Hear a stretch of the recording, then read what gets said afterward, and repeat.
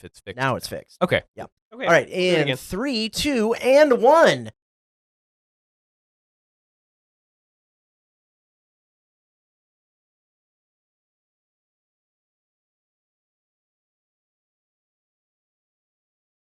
What's going on, everyone? This is the Aggie Gameday Extra Podcast. I'm senior KBTX, Texas A&M sportswriter.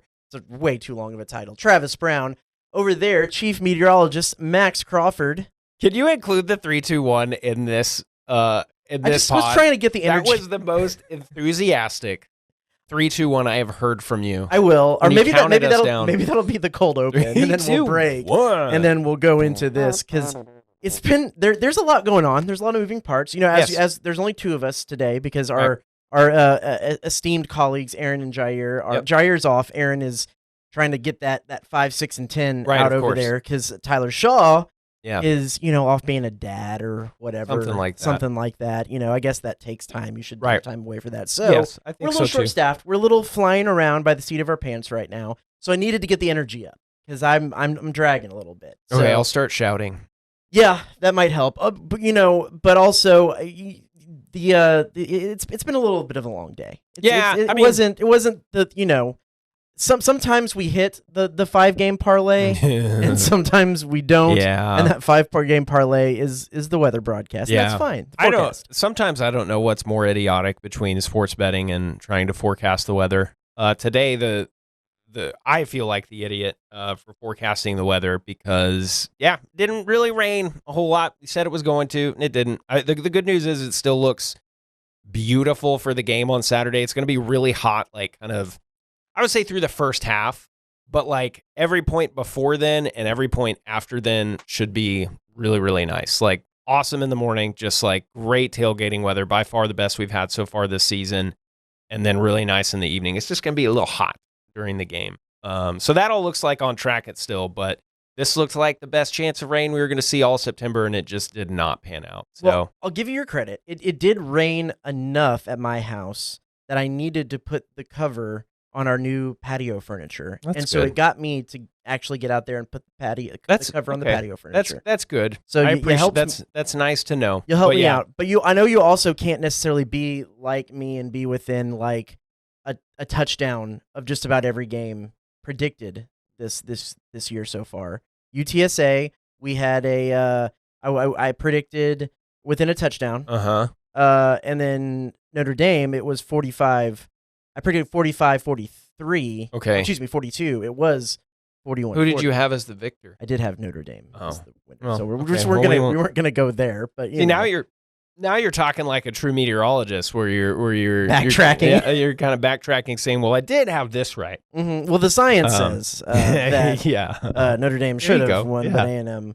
Not too far off, man. Well, let's get into the headlines this week. It was an open week, so a little bit. We've kind of gone over some of the stuff, but there was still some important stuff that happened. I think the biggest one, and probably what we'll take the most time talking about this little segment, is that the SEC announced the next 4 years of SEC schedules. Yeah, that's big. Annual opponents, including everybody that A&M is going to play within conference. Every school is going to play within conference for the next 4 years. Let's start with the annual opponents. For A&M, that's going to be Texas, that's going to be LSU, and that's going to be Missouri. Initial reactions to those, Maxwell? I think so. At one point, there was a model out there that kind of said Texas, LSU, and Mississippi State. And I think people were kind of the same, Mississippi State, why? But okay, we'll take it because, the assumption is, even though I think our head-to-head record would say something a little bit different, the assumption was that, okay, that's a beatable team that we could have on our schedule all the time. I think there might be a very small percentage of people who are like, well, why didn't we just leave South Carolina on there? I think there's a larger percentage who maybe wanted Arkansas. There might be a couple people who are like, why don't just throw OU on there? And the next logical step, if you don't include any of those teams, I guess, is Missouri, because a Mississippi school doesn't really make all that much sense to me. And so unless you just kind of keep with the South Carolina thing or try to be regional with it, it's OU, Arkansas, or Missouri, right? And so it's fine. I mean, I think that's exactly what Elko said. He was like, I don't really know how they got there, but okay. Yeah, I mean, I think we would have said the same thing about Mississippi State if they included Mississippi State. I just think we would have been more happy with it because that seems to be a year in, year out, slightly more winnable game. I think Mississippi State. I think Missouri makes more sense than Mississippi State. I think so too. Because of the Big 12 ties. Now, the interesting part about all this, so you look at Texas. Of course, it was going to always be Texas. The reason that A&M fans should be happy they went to a 9-game schedule was the fact they would have 3 annual opponents, and that enables the Lone Star Showdown to happen because Texas already has the long-term contract with the Cotton Bowl, playing OU at the Red River rivalry, so it wasn't going to that was going to preclude no matter what the Lone Star Showdown. So A&M fans get that back. The college football gets that because of the 9 games with 3 annual opponents. That series with Texas goes back to 1894. There's been it's quick over 100 games played in that series. Of course, that makes sense. LSU, A&M has played them back since 1899. Yeah, it's a regional rival. The total series it's over 50 games played. And they've played. That was the Thanksgiving game early on, which LSU fans notoriously did not like. Correct. But I think after the 7 overtime game, in 2018, that actually became a regional rivalry. Yeah, and again, that was another thing. I think LSU fans were a little slow to come to that conclusion too. But I think it is now. Yeah, now, I think. And I saw some LSU fans saying, "Well, why can't we have?" And honestly, I'm showing my ineptitude here because I forget exactly which 3 that their permanent ones were. But I did see a couple people saying, "Well, why isn't it? Why isn't it this? I'd rather have Florida over A&M because LSU Florida is that." I think LSU fans would tell you that's a rivalry as well. I think it's Ole Miss, Arkansas, and one other team. And LSU's Ole Miss, Arkansas, and A&M. Oh yeah, yeah. See how silly I'm being. I think and some people Alabama would have been Alabama, Florida. Like I think that just speaks to the pedigree that LSU has as a program when like everybody wants to play them and wants to call them their rival. I don't know that Florida fans would, because I think Florida's got a couple of teams where they hate a lot more than LSU before you get to LSU. But that is a rivalry game. Yeah. And I think you could also say, you mentioned college football is better for having A&M and Texas. I think you could argue college football is better for having Alabama and LSU play each other regularly, and we're not going to see that in this format. And so there had to be a couple of things that were, taken away. But like, I don't know, Auburn, you have to have Alabama, obviously. You have to have Georgia. And so like I think that's kind of how they made all the dominoes fall as they would, is you say, okay, here are the things that we absolutely have to protect. And then here are some of the things that like, we could do without. But like trying to make everybody happy, trying to have it be somewhat competitive for everybody. Obviously, there are some programs that I think would tell you, we kind of got the short end of the stick.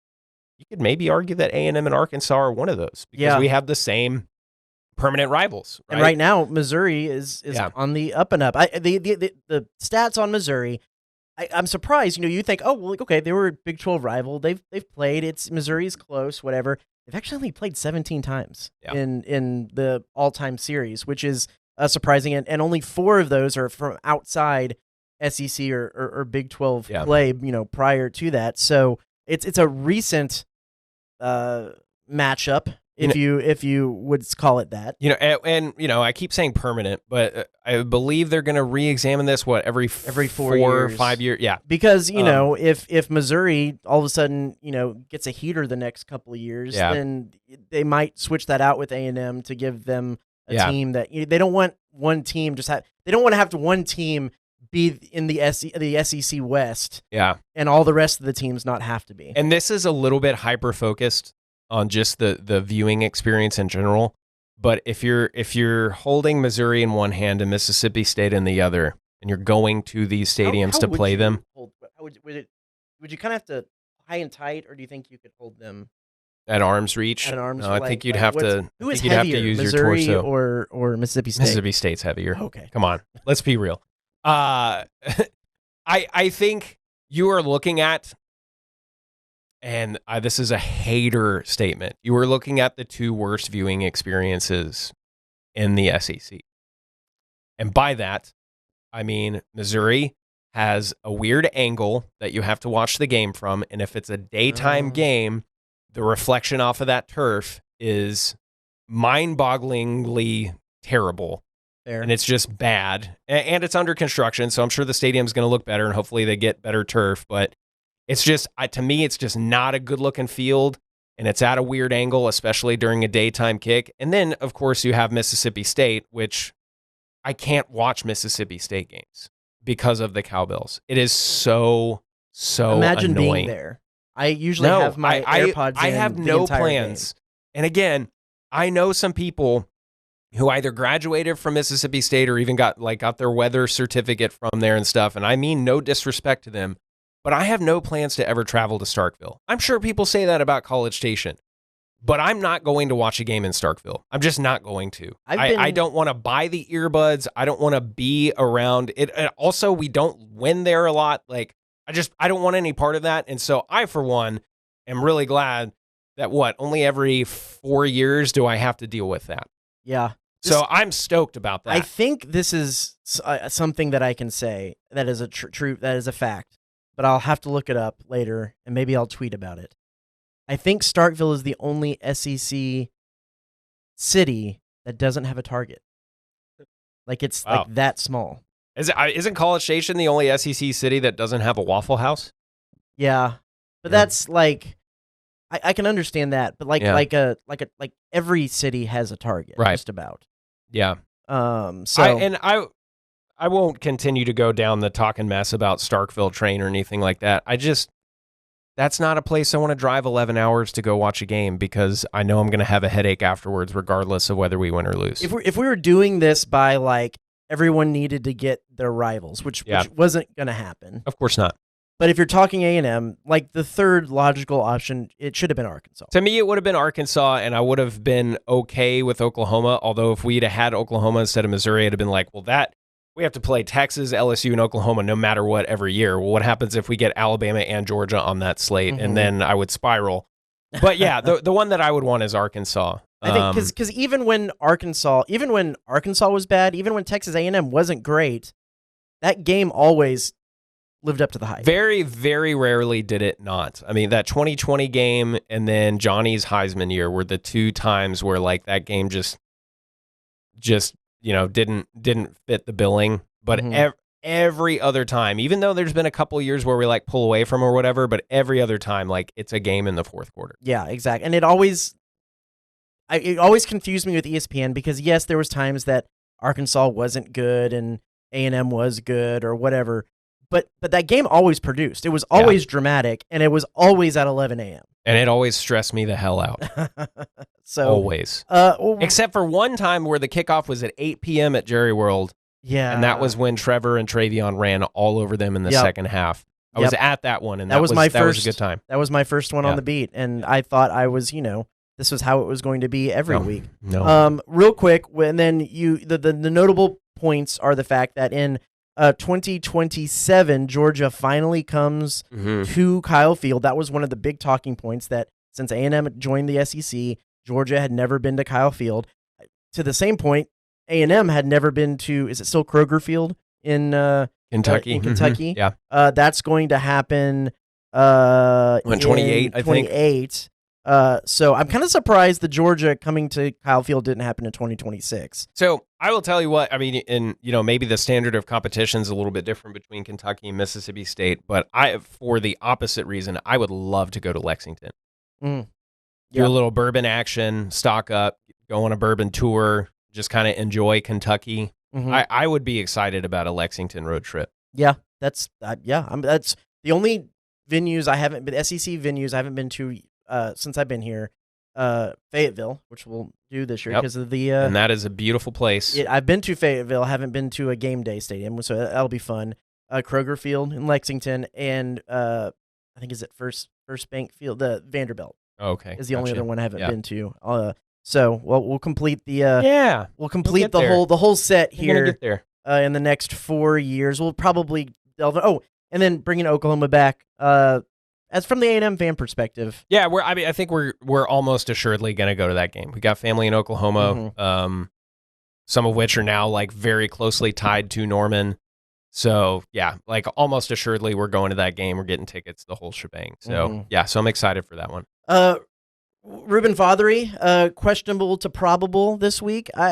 Most of the injury news is kind of already out there, we think. Of course, we're recording this Wednesday afternoon. The first availability report will drop tonight, and we'll have more coverage of that on KBTX.com. But the one we asked about this week is that he could see some action this Saturday. Now, he's been a depth guy on the offensive line the last year and a half, so we'll see how much they work him back into everything.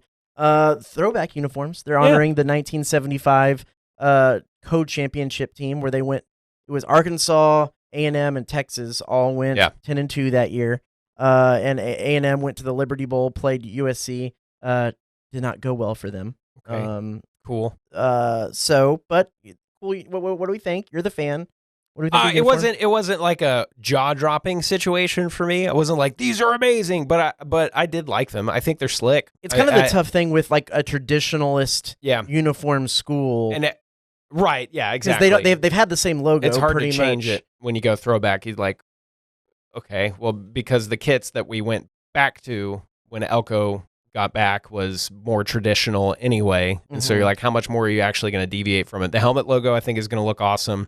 Do you like the little AM logo better than the current logo? No, but I like it. I like it as a thing to have in the rotation for sure. Yeah. I think it was our buddy Robert Behrens, who is his Photoshop skills put, or maybe it was AI skills, I don't know, put Mike Elko in like the very 70s. Oh yeah, Emery Ballard, like that would big be cool. Collar, cream colored polo with the maroon pants. I think Elko needs to go full 1970s. I will say I'm not talking mess about the jersey because I think I'd actually be more likely to buy that. I'm not a huge jersey guy, but if I did buy a 12th man jersey, that'd probably be the first one that I would look at. I'm not the nice shoulder stripe. Yeah, so, naturally, as we've said many times. What do they say? The trefoil. Adidas logo. I like that too. Yeah. I'm not a big. I'm not an A&M fan. Didn't go there. Just cover the team. But you kind of look and see like, okay, what would I like if I was an A&M fan? Yeah. I think I would get like the polo, like they have like the hat. I like that kind of throwback look. It's kind of nice. I'm a big 47 hat guy, and I'm sure that they'll roll out some good stuff with that. I graduated from TCU, which I don't know why this is the case, but the best TCU logo is the Flying T logo. And the reason why I say I don't know why this is the case is that was the hallmark of the worst era. Of football. A lot of people would tell you that their favorite A&M one is the T-Star, which I think we deviated away from because I think it honestly looks a little too much like Tech's logo. Yeah. But that also kind of came in a not great era. Really good for basketball. That was like kind of what we had on the gym. Court. Yeah. Exactly. But like in the Fran era of football, that's what the T-Star used on any football stuff? I believe it was. But don't quote me on that. Okay. But I think for a long time now, we have like very traditionally done either the block ATM or the bevel ATM on the 50. Okay. And we have stuck to that. So, and then real quickly here, A&M Aggie soccer, I said it early, they needed to find some attack. They don't really have a whole lot of attack this year. They've fallen 3-0 in SEC play so far. It was always going to be rough with all that they lost out of the portal graduation last year, and they just need to find a more consistent attack. On the other hand, A&M volleyball ranked in the top 20. Let's go. And they open up SEC play tonight against a ranked Missouri team. I really hope that Reed shows out for that. Yeah. I really, really hope that happens. They had an up and down trip up to Dallas Fort Worth to play ranked SMU and TCU, but came back and swept 3 straight G5 schools. 3-0 sets and had unreal hit percentages in those games. Is what Jamie Morrison talked about, and so that kind of he hopes is the momentum they need riding into SEC play because some of that hitting was a little bit off on that trip. Over 40 years ago, my parents started C&J Barbecue, and today we continue to honor Dad's legacy with the best barbecue in the Brazos Valley. With locations on Harvey Road, Southwest Parkway, and our newest location on William O'Brien, we carry on our family tradition of serving up award-winning barbecue, sides, and desserts. We also offer delivery, catering, as well as custom menus and private chef services. Come visit us today for some of the best barbecue around. C&J Barbecue. The C is for Chip, the J is for Joe, and the barbecue is for you. Well, let's go ahead and get into the matchup for this week. It is Texas A&M 3-0 against Auburn 3-1. A&M ranked number 9 in the top 10.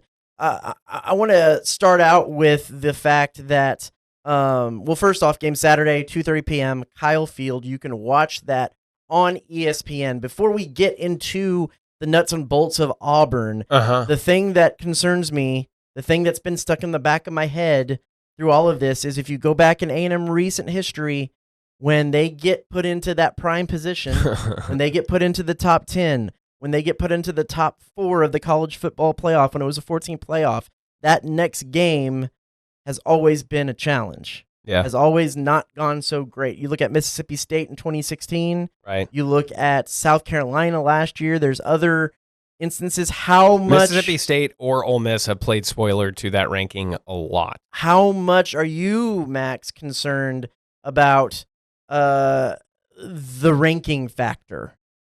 I'm with this particular team. I'm not. Okay. I think last year, even without the hindsight of last year, I think last year that would have worried me more. I think it was kind of a blessing last year that we started 0-1 because we had that chip on our shoulder. We have so many people coming back and so much of our returning staff now that I think the mentality is like it does not matter. It matters how you finish. So the number 9 ranking does not concern me at all. I'm concerned about the game in some ways. I still think we're going to win, but yeah, I have my concerns, but nothing to do with the top 10 ranking. And maybe that's what Elko was talking about curing some of the BAS from people.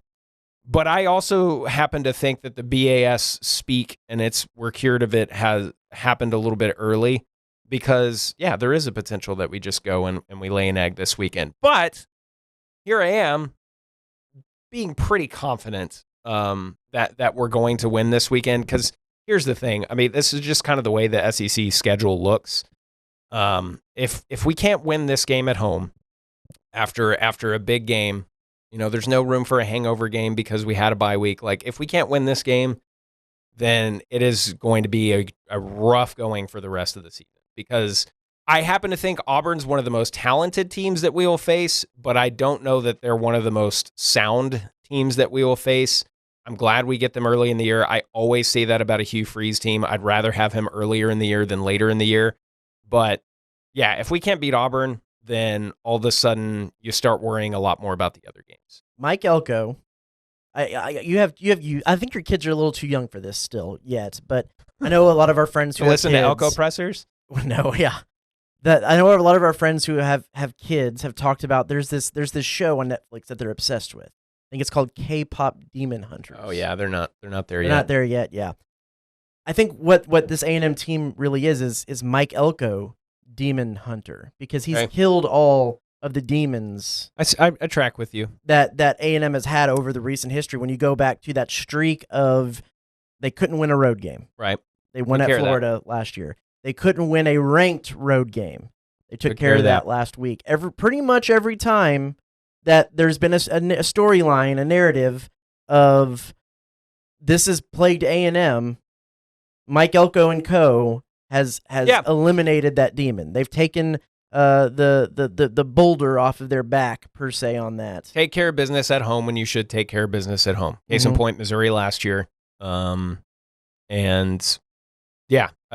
I think he's proven that he can do that. And I would be pretty surprised at this point if we lose this one for a variety of reasons, but just looking at the season as a whole and just from a philosophical standpoint, it is tough to imagine, and maybe I'm digging myself a hole here, but it is tough to imagine us having a loss after this Saturday.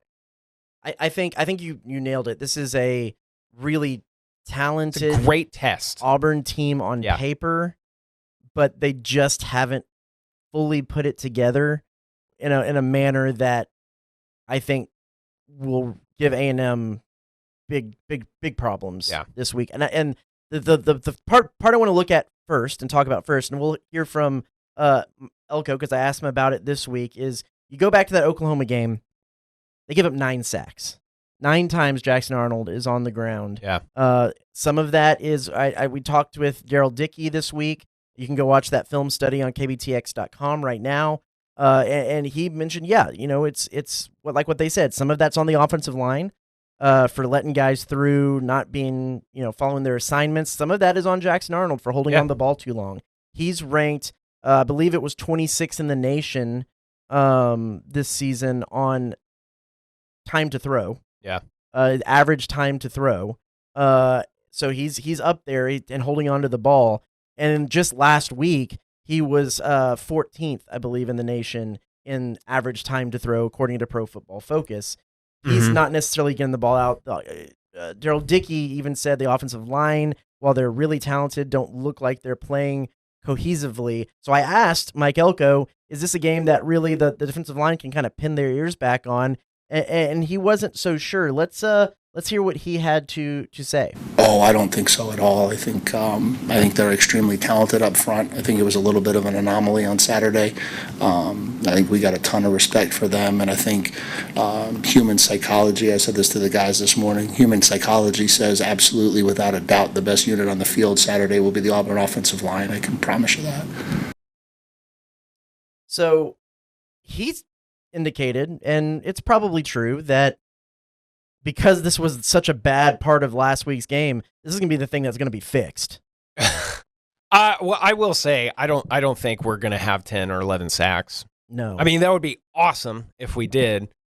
I think we're closer to having 10 sacks than we were a season ago against this matchup.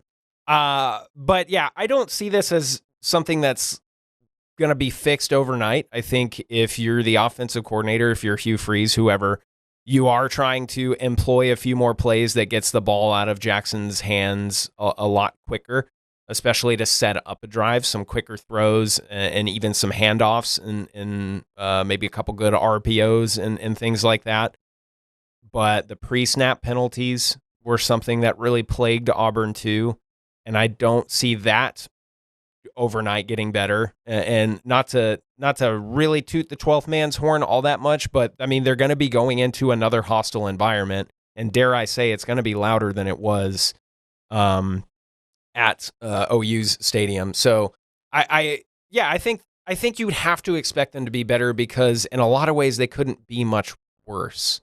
Like Auburn, to me, and man, there's been so much dissected from this game between the cheating and just like who's actually a good team here, and could you tell when Mateer was injured, and was Auburn really, were they really a couple of big plays away from winning it and stuff like that? And to me, it was almost like Auburn had to employ those big plays in order to stay in the game. I think OU, especially on the defensive side, other than a couple of those big plays that you just saw there with Coleman, I think OU kind of dominated this game.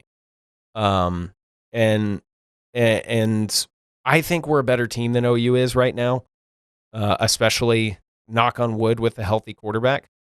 So, yeah, that's just where I sit. I think we will still give up a couple of big chunk plays just because of the talent that Auburn has. But yeah, I don't see that O-line issue just being fixed overnight. I do think they will be better against our defensive front than they were against OU's. I will definitely give the edge to OU as far as their defense is concerned, because that's never been the problem at OU. I can't claim this as my own opinion, because it's what Daryl Dickey said when I talked to him yesterday, and I absolutely agree with it whatsoever. So I'll give him the credit on this. But what's one of the best ways to help a offensive line and a quarterback that's struggling with pass pro? Run the ball. Establish the run. Run the ball, establish the run, get a couple of sneaky screens in there. Right. Short passes that are in essence if you do running. Yeah, if you do have success with the run, then you set up the play action. Like you're almost getting back to the basics, right? Like you're trying to kind of reset yourself. Not that last weekend was a throw away the film game and just go out there and be a completely different team, but there probably will be a little bit of an element of we're going to try to reinvent ourselves as an offense because clearly what we were doing was not working. But there were a couple of takeaways that you could, Yeah, Jeremiah Cobb, Auburn's running back, is ranked second in the SEC in total yards. He has 375 and 17th nationally. He's 22nd nationally in yards per game and, again, second in the SEC at 93. They're going to probably lean on him, just like you were saying, in this. And then on the reverse of that, if you look at what A&M has been able to do offensively, it's on the perimeter. They've done everything with Mario Craver, with Casey Concepcion, with the pass game, with the screen game. The speed on the perimeter has won them ball games so far this season. You have to think that defenses are going to be at a point now where they're saying, we've got to do whatever we can to take that away. Right. And that opens up potentially the middle of the field in the box for Le'Veon Moss, Ruben Owens, some of these running backs to kind of finally get into the groove of things that I think everybody was expecting them to be at. And isn't that wild? Because that's how teams started playing us last year, was the opposite. It was, okay, we're going to start stacking the box and force you to throw. And when that happened, that's when our offense would stall. And now we need to know and see, which I think the answer is going to be yes. Can we do the inverse of that when they are trying to devote more attention to our star receivers? Can we then get back to what we knew we could do all along, and that's run the dang ball, right? And I still think you're going to see some lights out plays from either Craver, Concepcion, Bussy, or maybe a combination of all of them. Because I believe I was looking at a stat that was about explosive plays given up by Auburn, and it is kind of a little bit off the charts bad. And so I think we're still going to get a big play or two from those receivers despite the extra attention on them. And again, maybe that really is just the BAS being cured, but I'm excited to see what this offense does, especially if they do decide, hey, you know what, we're going to devote more in the defensive backfield to try to cover these receivers and force them to run. Okay, then do we start getting 7 and 15 and 17 and 25-yard runs from Le'Veon Moss and Ruben Owens and et cetera? And I hope so. Yeah, I think we will, but I don't know for sure yet because we haven't had to do both yet. Really. And that's exactly what I was going to get to, is the fact that I think rushing explosive plays are going to be what dictates the winner of this game. Who can on either side. That's going to be the team that ultimately pulls it out. Can definitely agree with that. I think even if it does end up being a little bit of a dogfight, I give us the edge in the red zone on both offense and defense, especially offense. I mean, you look at how we did in the red zone against Notre Dame, against a defense that's obviously still trying to figure itself out, but still, I think, a very good defense. And then you look at some of the pluses and the negatives that we had in the red zone on defense against Notre Dame, against two of, what we keep saying is the best 1-2 punch running back duo in the league. We gave up a couple of touchdowns that we probably shouldn't have, but we also stopped them a couple of crucial times too. And so I think our defense is in for a heck of a test, and I happen to think that for the most part they'll pass. I still think we're going to have a couple of frustrating chunk plays that we give up. I think there's going to be a 3rd and 13 that we have Jackson Arnold tackled, and then he just kind of slips his way out of it and does just enough to get a first down, and that was where we should have stalled the drive, and that ends up being a field goal. You know what I mean? Like, I think that's still going to happen, but I still give us the edge on that, especially when you're working in a little more compressed space. And if things go to plan and A&M can establish the run early, then in the second half, that play-action pass game might be bigger than it has been really at any point this season. And what are we looking for? We're looking for that hookup on the left or the right sideline with Nyblack, with Craver, with KC, with Bussy, with whoever it happens to be. He is going to connect on that at some point. You heard it here first. Yeah. Marcel Reed, the deep ball, it's going to be here this weekend. It would be awesome if that Nyblack play that has been there so many times, if that finally happens, like a nice 65-yard tutter from him, that would be great. I hope it happens. I'm not predicting it per se because I haven't done great on predictions lately. So what are you thinking on this game? I think it. I believe it opened as like a 6.5 point spread. I feel like that's pretty good. I think we win by 2 possessions, but only just. I give it like a 9 to 10 point win. Auburn's a good a good team, a very talented team. And I think they're going to test us in a couple of ways that we haven't been tested so far this year. But I think ultimately, when we're sitting there with about 5 minutes left in the fourth quarter, I don't think that we're going to be all that nervous about it. I think this is going to be a game where A&M separates themselves into the upper tier of the SEC. Okay. I think that this is actually going to be dominating is probably too heavy of a word. I think they will cover the spread. Yeah. Easily. I'm going to go, let's go 38-24. Okay. I was going to go like a 31-21, something like that. 38-24. Okay. I think that, and maybe even the last field goal or something like that is in garbage time. Yeah. At the end of the game for Auburn, to make that happen. Okay. I think one of the other key things to look for in this is that if these are a game where both teams are going to really want to try to establish the run, what is the Scooby Williams situation going to be? He's been listed as kind of day to day with the injury he suffered at Notre Dame. And then if he's not able to go, Damian Sanford had a really good game in the second half of the Notre Dame game. Can he kind of continue that as well? I think that's going to be a big part of A&M's defensive strategy against that. I will say I think there's a couple of ways that this game could go south. I don't see either happening, but I think there's two different ways that this game could go south. I think Auburn's defense, if they prove to be playing up to their talent and kind of lock down our receivers, and then also are at least somewhat successful stopping the run, like they kind of keep us to like 3.5 yards a carry and kind of shut us down in the red zone and stuff like that. I could see that not boding well for our offense and just putting points on the board. The thing that I am most concerned about is them getting success running the ball, and that then opening up their guys like Cam Coleman and what is it? It's like Brantley Smith or and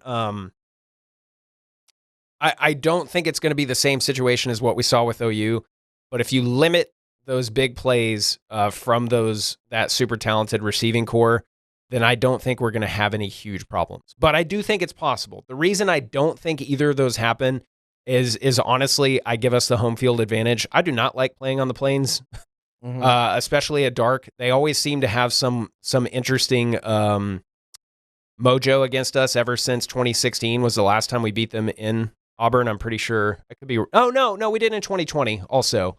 But I think home field plays to that here, and I don't think that the environment's going to be any more friendly than it was last Saturday. And the other thing to note today on the SEC teleconference, Hugh Freeze said that Horatio Fields, their third best receiver behind Coleman and Singletary, broke his foot in practice yesterday. Yeah, and so he won't be a part of it. So that can kind of play into maybe. I think the guy that I was thinking of is one of the dudes who torched us last year, who's no longer there. But Cam Coleman is always been there very much still there, and I'm sure we will hear his name a lot. So let's move over into our final little bit here around the SEC. I put some fireworks in there because it's all about punctuation today. Today is National Punctuation Day. I thought you were going to say like fair season, like here's the firework. I don't know. I don't know where you're going with that. Okay, but today is National Punctuation Day. I love fair season so much. Today is National Punctuation Day. Give me a punctuation. List off a few SEC football teams this year and give me a punctuation mark for how their season's going so far. I think I want to redeem myself with any of the one or two Mississippi State fans who may be listening to this. I think Mississippi State, you can do question mark, exclamation point, question mark, exclamation point, question mark. Okay. Because they're, by all accounts, they're having a heck of a season so far. They have a huge test, which, by the way, I didn't mention this. The slate of games this weekend is insane. Mm-hmm. There are so many good games on this weekend that, like, at all ends of the day, you're going to have something fun to watch. And I think kind of buried in this is Mississippi State hosting Tennessee at night in Starkville. Why not? They could absolutely win that game. I don't think they will, but they absolutely could. So, I mean, those are the punctuations that I would put on Mississippi State right now. Give me I mean, you already kind of used it, but give me the exclamation point. The one team that deserves the exclamation point is Vanderbilt. Oh, okay. Yeah. Vanderbilt deserves the exclamation point. Okay. Went out there and beat South Carolina. I think OU and A&M could be up there too. Yeah. I think 3 question marks belongs to Texas. Yes. Give me like a tilde or like an umlaut for Florida, because I think there's some things that are just lost in translation going on down there. Or just a frowny face for them. I know that's an emote, but that's I think there was so much supposed to be going in the right direction. DJ Lagway was supposed to be good. Something is just kind of lost in translation down there. I got another one. Is it an ellipse? That's the 3 dots? Yes. Put that on LSU. Because I think that's You're still waiting. I am very much still. I think the verdict is very much still out on LSU. Obviously, they're talented.